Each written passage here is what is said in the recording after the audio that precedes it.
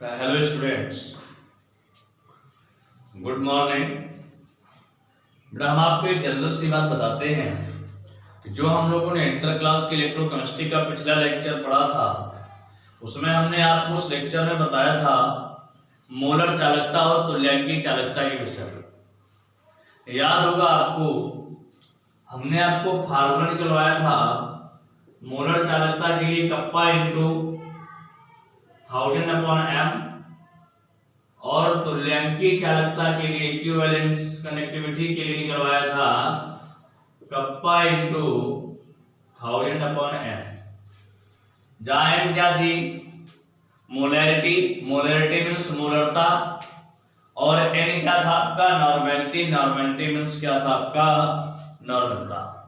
ठीक बेटे, आज हम लोग बात ये करेंगे कि जो चालकताएं हमारे पास हैं उन चालकताओं को हम मेजर कैसे करेंगे। क्लियर?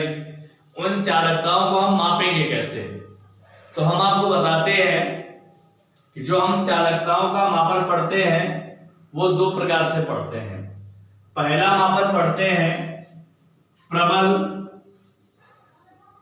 वैद्युत अपघट्य पदार्थ की चालकता का मापन, और दूसरा जो पढ़ते हैं वो पढ़ते हैं दुर्बल वैद्युत अपघट्य पदार्थ की चालकता का मापन।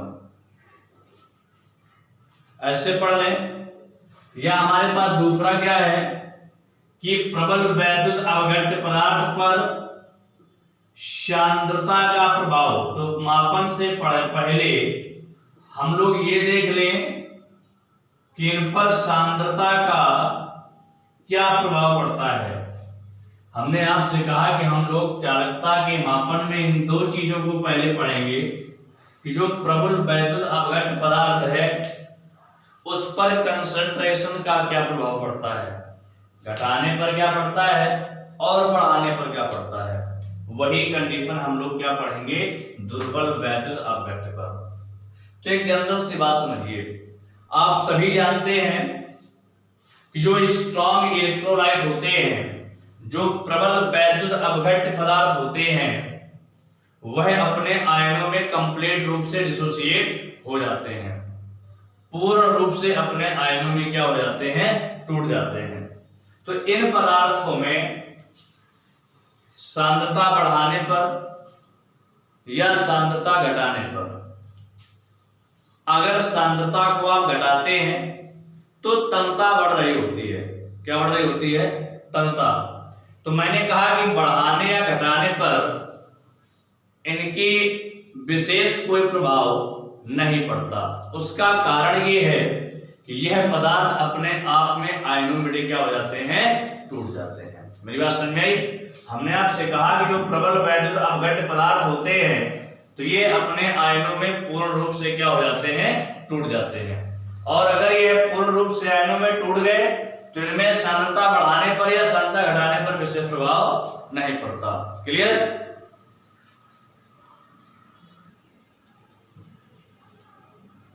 मेरी बात समझ आ गई? तो मैंने आपसे एक बात बताई, यहां तक किसी कोई डाउट तो आप पूछ सकते हैं। अब देखिए, एक रीजन बात बताएं। जैसे थोड़ी देर के लिए आप छोटा सा एग्जांपल हम ले लेते हैं। जैसे आपने NaCl को लिया, सोडियम क्लोराइड। एग्जांपल पर NaCl को ले लें तो होता क्या है कि NaCl में की तन्यता को यदि बढ़ाएं, तन्यता को बढ़ाने का मतलब सांद्रता क्या करें? कम, मतलब उसमें पानी की मात्रा बढ़ा रहे हैं और नमक को घुलने लगे तो आयनों में तो टूट जाएगा। पानी कम डालो या पानी ज्यादा डालो, लेकिन जब आप तन्यता बढ़ा देंगे, कहने का मतलब सांद्रता को घटा देंगे, तो जो आयन होंगे तो उनके बीच का जो आकर्षण बल होगा वो क्या हो जाता है? कम हो जाता है। क्या हो जाता है? कम। तो फिर जिसके कारण जो मोलर चालकता होती है उसके मान में अल्प वृद्धि या अल्प कमी हो जाती है। मेरी बात सुनिए, क्या कह रहा हूं? मेरे कहने का मीन्स कि यदि हम बात करें प्रबल वैद्युत अपघट्य पदार्थ में सांद्रता के प्रभाव की, तो हम जानते हैं कि जो प्रबल वैद्युत अपघट्य पदार्थ होते हैं वह ऐसे पदार्थ होते हैं जो पूर्ण रूप से अपने आयनों में टूट जाते हैं किसी भी सांद्रता पर। क्लियर? अब हम उसमें सांद्रता को बढ़ाएं या सांद्रता को घटाएं, उसके आयनों में कोई प्रभाव नहीं पड़ता। लेकिन होता क्या है कि जो हमारे पास आयन है, जब आप उनकी तन्यता बढ़ा दी तो उनके आकर्षण बल का मान क्या हो जाता है? कम हो जाता है, जिसके कारण उनकी जो मोलर चालकताएं होती हैं उन पे अल्प वृद्धि या अल्प कमी देखी जाती है। बात समझना भी, इसको समझ लीजिए फिर आगे बताएं। बात समझना भी। अब यही बात अगर हम दुर्बल वैद्युत अपघट्य पदार्थ की करें तो होता क्या है कि दुर्बल वैद्युत अपघट्य पदार्थ ऐसे पदार्थ होते हैं जो पूर्ण रूप से अपने आयनों में नहीं टूटते। मेरी बात समझ में आ रही है? तो ध्यान है, यदि हम इन दोनों पदार्थ में, प्रबल में और दुर्बल में, समान सांद्रता ले लें, लेकिन फिर भी हम देखेंगे कि जो दुर्बल वैद्युत अपघट्य पदार्थ होंगे इनकी आयनों की संख्या कम होगी और प्रबल में आयनों की संख्या क्या होगी? ज्यादा होगी। समान सांद्रता लेने के बाद भी प्रबल में क्या होगा? आयनों की संख्या अधिक होगी, जो स्ट्रॉन्ग इलेक्ट्रोलाइट्स होंगे, और जो वीक इलेक्ट्रोलाइट्स होंगे उनमें आयनों की संख्या क्या होगी? कम होगी। तो इनमें यदि हम सांद्रता को बढ़ाते हैं तो आयनों की संख्या क्या होती है? कम होती है। और यदि हम सांद्रता को बढ़ाते हैं, सांद्रता को घटाते हैं, अर्थात इसको तम करते हैं, तो तम करने पर इसके आयनों की संख्या क्या होती है? बढ़ती है। तम करने पर कहने का मीन्स, इसमें अगर हम जल मिलाकर उसकी तन्यता को बढ़ाते हैं तो इसके आयनों की संख्या क्या हो जाती है? बढ़ जाती है। ठीक है? जिसके कारण दुर्बल वैद्युत अपघट्य की मोलर चालकताओं में, किन चालकताओं में? मोलर चालकताओं में तेजी के साथ वृद्धि और तेजी के साथ कमी देखी जाती है। बात समझ आ रही है? तो अगर इसकी हम तन्यता को बढ़ाते जाएं तो बढ़ाने पर हम क्या देखते हैं कि इसकी आयनों की संख्या में तेजी से परिवर्तन होता है। जब तेजी से परिवर्तन होता है तो इनकी मोलर चालकताओं में भी तेजी से परिवर्तन देखने को मिलता है। बेटे मेरी बात समझ में आ गई? यहां तक किसी को कोई प्रॉब्लम? लेकिन ध्यान रहे कि जो दुर्बल वैद्युत अपघट्य पदार्थ हैं इनकी विशिष्ट चालकता में, किसमें? विशिष्ट चालकता में कमी देखी जाती है। क्या देखी जाती है? कमी। क्यों देखी जाती है उसका रीजन समझिए कि जब हम लोग जो विशिष्ट चालकता की डेफिनेशन पढ़ते हैं उसमें प्रति लीटर, ठीक है, आयतन में उपस्थित आयन की संख्या पर चालकता का निर्धारण करते हैं। लेकिन जब आप तन्यता बढ़ाते जाएंगे तो आयतन का मान क्या होता जाएगा? बढ़ता जाएगा, और उस आयतन के मान पर क्या होगी? आयनों की संख्या बढ़ेगी, जिसके कारण विशिष्ट चालकता का मान कम होता है। छोटी बात समझ में आ गई? हमने कहा देखिए कि जैसे जैसे हम आयतन बढ़ाते हैं वैसे वैसे आयन की संख्या क्या होती है? बढ़ती जाती है। लेकिन आयतन की तुलना में आयन की संख्या उतनी तेजी से नहीं बढ़ती। इसलिए जो विशिष्ट चालकत्व होता है वह तन्यता बढ़ाने पर उसका मान क्या होता है? घट जाता है। मेरी बात समझ में आ गई? तो जो हमारे पास प्रबल वैद्युत अपघट्य पदार्थ थे उस विलयन की चालकता का निर्धारण हम आलेख की बहिर्वेशन विधि द्वारा कर सकते हैं, लेकिन दुर्बल वैद्युत अपघट्य पदार्थों का जो चालकता का मापन होता है वह हम आलेख की बहिर्वेशन विधि द्वारा ज्ञात नहीं कर सकते। तो इसके लिए हम कोलराउस के स्वतंत्र अभिगमन का नियम लगाते हैं, कोलराउस के स्वतंत्र अभिगमन के नियम का प्रयोग करते हैं। अब सबसे बड़ी बात ये आई कि हमें ये जानना होगा कि कोलराउस का नियम क्या है। तो जरा ध्यान दें, कोलराउस का नियम 1। देखिए कोलराउस का नियम,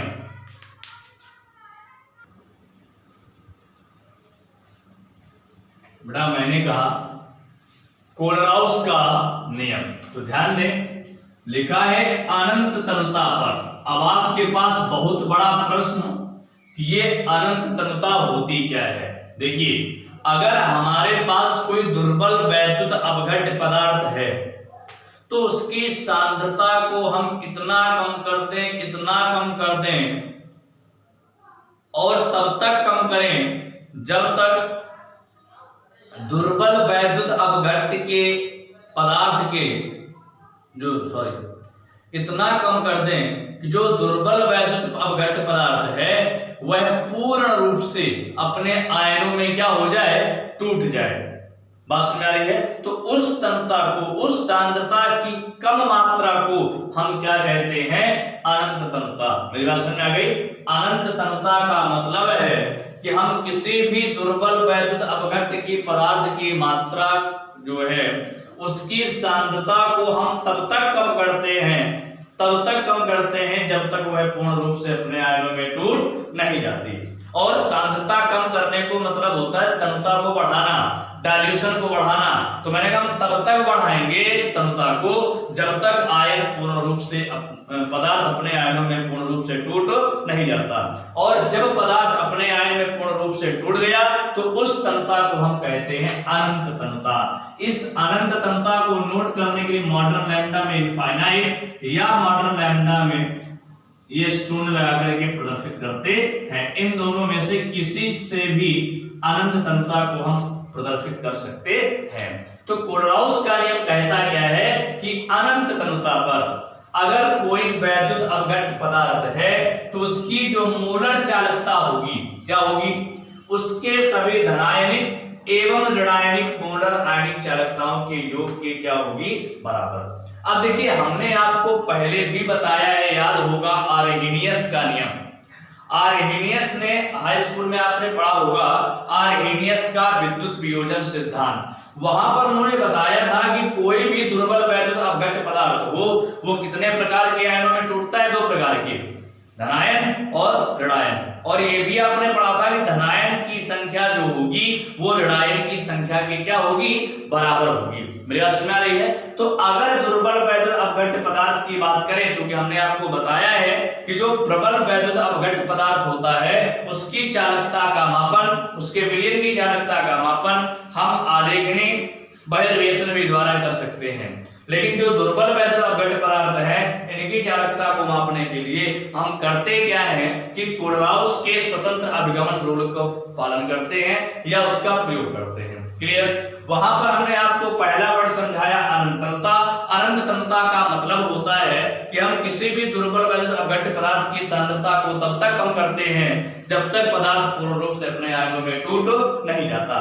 तो सीधी सी बात कह रहा, अगर विलयन की चालकता हमें वैद्युत अपघट्य पदार्थ की मोलर चालकता को ज्ञात करना है, कि कुल मोलर चालकता को ज्ञात करना है, तो उस वैद्युत अपघट्य पदार्थ में जितने धनायन होंगे, अब धनायन है तो आयन हो गया तो मोलर चालकता तो निकालेंगे, लेकिन कैसी हो जाएगी, आयनिक। तो कह रहा धनायनिक मोलर चालकता और ऋणायनिक मोलर चालकता के योग की क्या होती है, बराबर होती है। अब जरा ध्यान दें, इसमें एक बात और बताइए, कह रहा कि जो चालकता जब हम ज्ञात करना चाहेंगे, कैलकुलेट करना चाहेंगे, तो वहां पर हमें ये देखना है कि जो सूत्र है हमारे पास, याद रहे आपको, जैसे ये AX/BY हुआ, देखो लिखा है उपस्थित जो धनायन की संख्या से, धनायन की मोलर चालकता से। अब यहां पर आपको ये पता करना धनायन की संख्या कौन है और ऋणायन की संख्या कौन है। तो आप एक सिंपल सी बात समझिए, देखिए यहां पर जो ये X लिखा है ये बताता है यहां पर कि ये जो A है ये कितने हैं, तो क्या उससे क्या करा देते हैं, हम गुणा करा देते हैं, और ऋणायन वाले से ऋणायन की चालकता का क्या कर देते हैं, गुणा करा देते हैं। ठीक है, तो यहां से हम कैलकुलेट कर लेते हैं। अब अगर इसी में माने हमें इसकी कुल चालकता निकालनी है, तो ये मॉडर्न लैम्डा हो गया, ये इनफाइनाइट मान लिया और ब्रैकेट में लिख लिया AX/BY। तो इसका मतलब हो गया AX/BY की अनंत तनुता पर चालकता बराबर कह रहा धनायनिक, तो धनायन कितना है हमारे पास ए वाई प्लस साथ में क्या लिखा गया x। अब इस धनायन है तो ये मॉडल लैम्डा बनाया, ऊपर इनफाइनाइट लिख दिया, नीचे क्या बना दिया प्लस, या प्लस नहीं तो ये हमारे पास है कि प्रूफ प्लस के लिए है, और ये ऋणायन के लिए क्या हो जाएगा यहाँ पर y bx माइनस। तो हमारे कहने का एक सिंपल सा मतलब है कि अगर किसी भी दुर्बल वैद्युत अपघट्य पदार्थ की अनंत तन्यता पर बेटे क्या याद करते हैं मोलर चालकता, तो जो मोलर चालकता होगी तो उस वैद्युत अपघट्य पदार्थ में जितने धनायन होंगे और जितने ऋणायन होंगे उन धन आयन एवं ऋण आयन की मोलर आयनिक चालकताओं के योग की क्या होगी बराबर होगी। यही नियम किसका नियम कहलाता है, कोलोराउस का स्वतंत्र अभिगमन नियम। मेरी बात सुनना है बेटा, यहां तक किसी को कोई प्रॉब्लम हो तो बताइए आप, नहीं तो देखिए आगे। अब जैसे हमारे पास अदर एग्जांपल ले लें, क्या लिखा हुआ है NaCl। मान लिया सपोज दैट हमें इसकी क्या निकालना है, कोलोराउस के नियम से चालकता का निर्धारण करना है। तो ये आयनों में ब्रेक होगा तो क्या हो जाएगा Na प्लस और Cl माइनस, बात समझ में आ रही है, Na प्लस और Cl माइनस। तो यहां से हम निकाल देंगे मॉडल लैम्डा हो गया ये इनफाइनाइट लगा दिया। और देखिए चालकताओं में तो हो जाती है मोलर और तुल्यांकी चालकता, तो इसको एक्सप्लेन करने के लिए आप m यहां पर बना सकते हैं, क्लियर हो जाएगा मोलर चालकता। ये क्या हो जाएगा यहां पर NaCl बराबर, ये फिर बना इनफाइनाइट लिखा m लिखा, अब ये Na प्लस लिख दिया और प्लस क्या हो जाएगा Cl माइनस। तो यहां से क्या क्लियर हो गया कि धनायन की मोलर चालकता और ऋणायन की मोलर चालकता के योग की क्या होती है बराबर होती है। अब यही बात अगर हम तुल्यांकी चालकताओं की करते, किसकी बात करते, मान लो तुल्यांकी चालकता कैलकुलेट करने को बोल देता, तो डेफिनेशन सेम, बस परिभाषा क्या हो जाती कि अनंत तन्यता पर किसी वैद्युत अपघट्य पदार्थ की जो तुल्यांकी चालकता होगी वह अनंत तन्यता पर उसके आयनों की तुल्यांकी चालकताओं के योग की क्या हो जाएगी बराबर। बस फार्मूला क्या हो जाएगा, यहां पर क्या लिख देंगे EQ, तो अनंत तन्यता पर इक्विवेलेंट होता है तुल्यांकी चालकता बराबर, यहां पर क्या हो जाएगा अनंत तन्यता पर धनायनों की तुल्यांकी चालकता और अनंत तन्यता पर ऋणायनों की तुल्यांकी चालकता के योग की क्या हो जाएगी बराबर। तो इस तरह से यह बेटा हम लोगों ने पढ़ा आज कोलोराउस का नियम। कल के टॉपिक में हम लोग डिस्कशन करेंगे कोलोराउस के नियम के अनुप्रयोग के विषय में। बात समझ आ रही है, बाकी वेरी गुड।